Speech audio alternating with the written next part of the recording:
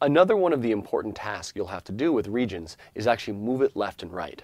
And as you're moving a region, you may find sometimes that it kind of jumps in steps, and other times it moves smoothly. This is because every DAW has a grid feature. Very often when you're editing, you want things to snap to the grid, to move to a perfect location that's appropriate to the music. Other times, you might have an audio that was recorded a little bit off and you want to move it just a little bit so it can line up with that grid. So it's essential as you're working with any kind of editing to be able to turn on and off the grid easily and efficiently. And also to be able to adjust the resolution of the grid. Now there's two ways this can usually be accomplished. The first one is to actually turn on and off the grid with a button or a menu option. And this actually ends up being pretty slow. And we have to kind of turn the grid on and off so fast that usually it's better to use a modifier key.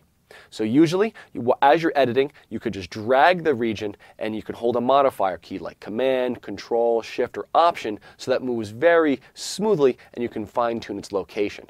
My preferred editing kind of method is to leave the grid on and then use the modifier key when I want to turn the grid off temporarily, kind of toggle that grid.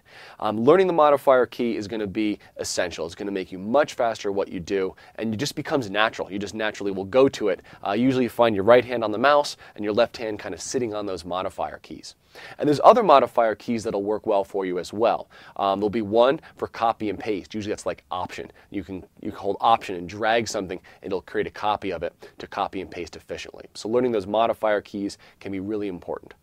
I'd like you to take a moment to go into your DAW and see how you can smoothly move a region, how you can move it by a grid, and how you can turn the grid on and off, and how you can adjust the resolution of the grid efficiently.